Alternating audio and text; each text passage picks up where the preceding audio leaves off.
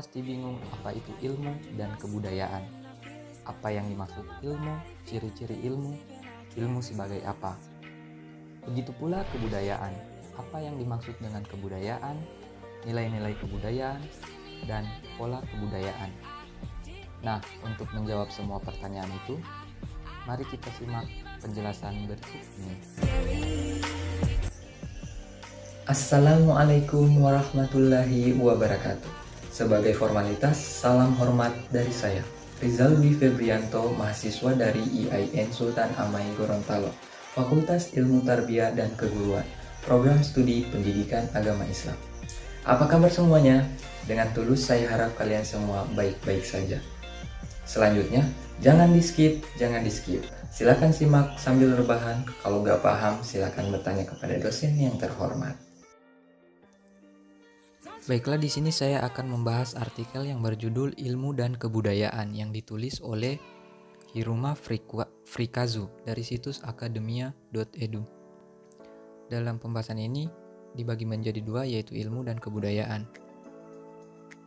Yang pertama yaitu ilmu.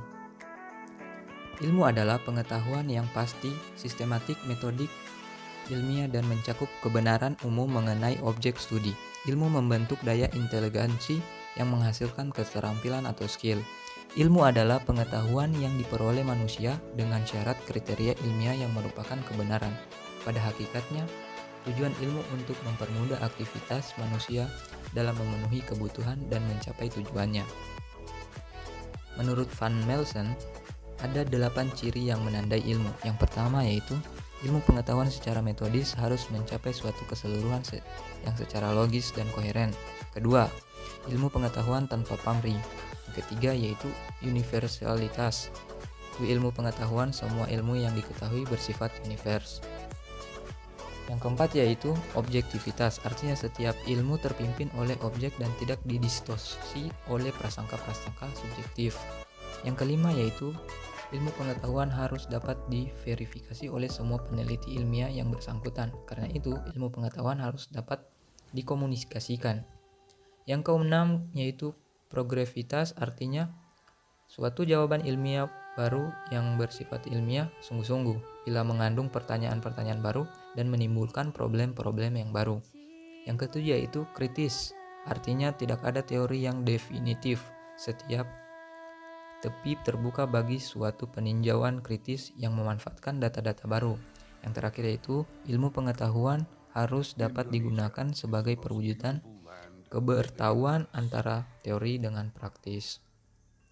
Kemudian ilmu sebagai suatu cara berpikir.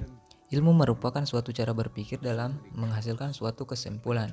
Pengetahuan yang berupa pengetahuan yang dapat diandalkan. Ilmu merupakan produk dari proses berpikir menurut langkah-langkah tertentu yang secara umum disebut sebagai berpikir ilmiah. Dari hakikat berpikir ilmiah tersebut, kita dapat menyimpulkan beberapa karakteristik ilmu. Kemudian ilmu sebagai asas moral.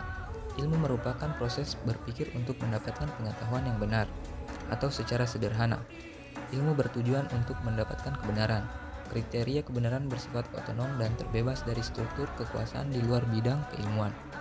Bagi kaum keilmuan, terdapat dua asas moral, yaitu meninggikan kebenaran dan pengabdian secara universal. Tentu saja, dalam kenyataannya, pelaksanaan asas moral ini tidak mudah sebab sejak tahap perkembangan ilmu pada kegiatan ilmiah dipengaruhi oleh struktur kekuasaan dari luar. Nah, kemudian kebudayaan. Kebudayaan didefinisikan pertama kali oleh E.B. Taylor pada tahun 1871 dalam sebuah buku Primitif Kultur. Kebudayaan adalah sebagai keseluruhan yang mencakup pengetahuan, kepercayaan, seni moral, hukum, adat, serta kemampuan dan kebiasaan lainnya yang diperoleh manusia sebagai anggota masyarakat. Nah, nilai-nilai ilmiah dan pengembangan kebudayaan nasional yaitu pengembangan kebudayaan nasional pada hakikatnya adalah perubahan kebudayaan yang sekarang bersifat konvensional ke arah situasi kebudayaan yang lebih mencerminkan apresiasi dan tujuan nasional. Proses pengembangan kebudayaan ini pada dasarnya adalah penafsiran kembali nilai-nilai konvensional agar nilai sesuai dengan tuntunan zaman. Nilai-nilai dasar dalam kebudayaan yaitu nilai teori, nilai sosial, nilai ekonomi, nilai politik, nilai estetika, dan nilai agama.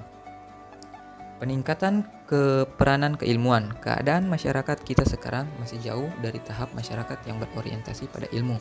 Bahkan dalam masyarakat yang telah terdidik pun, ilmu masih merupakan koleksi teori yang bersifat akademik yang sama sekali tidak fungsional dalam kehidupan sehari-hari. Dengan demikian, perlunya meningkatkan peranan dan kegiatan ilmu yang pada pokoknya mengandung beberapa pemikiran. Di antaranya yaitu, ilmu merupakan bagian dari kebudayaan, dan oleh sebab itu, langkah-langkah ke arah peningkatan peranan dan kegiatan keilmuan harus memperhatikan situasi kebudayaan masyarakat kita. Kemudian, ilmu merupakan salah satu cara dalam menemukan kebenaran. Kemudian, asumsi dasar dari semua kegiatan dalam menemukan kebenaran adalah rasa percaya terhadap metode yang dipergunakan dalam kegiatan tersebut. Kemudian, pendidikan keilmuan harus sekaligus dikaitkan dengan pendidikan moral. Makin pandai seorang dalam bidang keilmuan dianggap harus makin luas landasan moralnya. Kemudian pengembangan bidang keilmuan harus disertai dengan pengembangan bidang filsafat, terutama yang menyangkut keilmuan. Yang terakhir yaitu kegiatan ilmiah harus bersifat otonom yang terbebas dari kekangan struktur kekuasaan. Nah, masuk kepada pola kebudayaan. Pola kebudayaan muncul didasarkan sistem suatu masyarakat, perkembangan yang dipengaruhi oleh ilmu. Menurut Surya Sulmantri, mengemukakan di negara kita telah mengalami polarisasi membentuk kebudayaan sendiri. Polarisasi yang dimaksud dalam hal ini adalah pembagian atas dua bagian kelompok yang berkepentingan dan yang berlawanan. Polarisasi ini didasarkan pada kecenderungan beberapa kalangan tertentu untuk memisahkan ke dalam dua golongan, yakni ilmu dan ilmu sosial.